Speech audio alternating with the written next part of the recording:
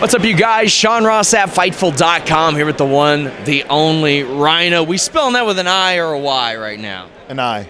Yeah. An I. You're fresh off your WWE run. You're in Impact Wrestling, making an impact there. I loved your return to the company. It was great how you're in the crowd around all those people. That had to feel like a moment of vindication for you.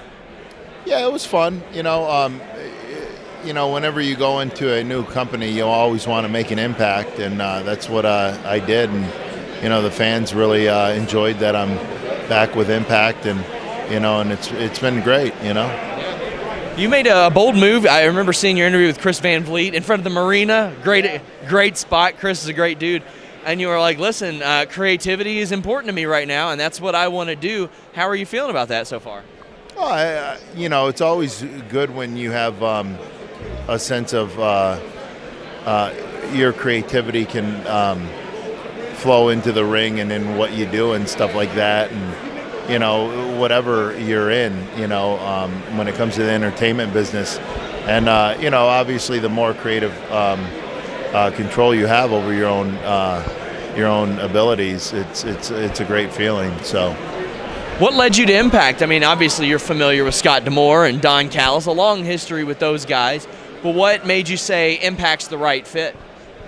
It just felt natural. When something feels so natural and right, you just go with it, So. And you've had a bit of a feud with RVD lately. Don't know when this will drop, but you all teamed together briefly, then things didn't quite work out well for you. But how's it been working with RVD in the ring, either against him, with him, across the ring from him? Stiff, real stiff. Those kicks, they land, so they connect with their mark. So yeah. When he got signed, I was like, oh, what brought you to Impact? He's like, money and kicking people. Sums it up, right? That was about it. Your version of the spear, the Gore, is an iconic one. I love how you would switch that up from time to time. Like sometimes you'd full track somebody, carry them across the ring, slam them through a table. Sometimes you'd hit them off the run. What type of variables do you got to play into deciding, like, hey, is this guy, am I hauling this guy? Am I tackling this guy? I mean, there's certain things to this. Well, it all depends if I was getting my ass kicked. Yeah. If I'm getting my ass kicked a few minutes before, I'm not going to be picking anybody up running them across the ring through a table.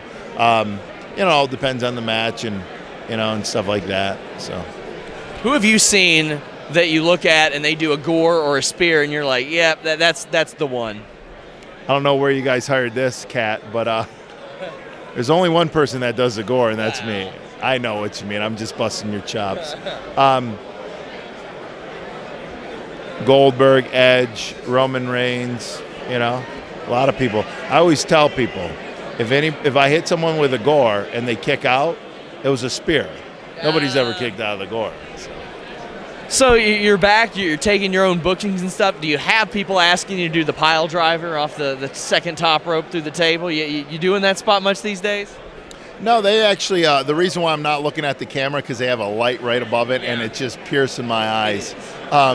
Should have brought my sunglasses in from the car and wore them if I would have known we had a light like that. You can't use convention lighting. Right. Well, you never know. Let's go old school. We got to get a gritty interview. You are amongst a bunch of ECW guys, and we never had any special lighting. Just pretend we're in Paul's parents' basement right now. Well, if we kick it way back, I'll be pile driving you through a table. A lot of fans like that. It's great with the WWE Network. A lot of fans, when they were watching and they were young adults or, they have kids and they can show their kids a lot of the stuff they watch. So I have 10-year-old kids coming up to me going, oh, I love when you pile drove Sandman's wife through a table and all that stuff. So sometimes, younger kids would want to see that, in person. So as we wrap up, let the people know where they can follow you on social media.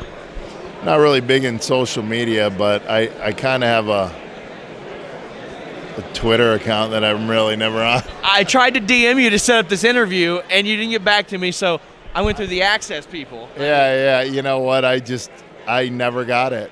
Yeah, it's probably sitting in my inbox. I don't know if is it an inbox or is that just email? It's a DM. She doesn't have. Hey, hey, you're a smart girl. That's why. If you want to get a hold of me, just call me. Just call him. You want to leave your number here on Fightful? That's all right. So what we'll do next time to enhance the production, we'll have this light. I'll have a green screen. I'll put your marina in the background. There it is. We'll get the Van Vliet treatment. He's from my neck of the woods now. But Rhino, I want to thank you so much. Thank you, brother. You be good.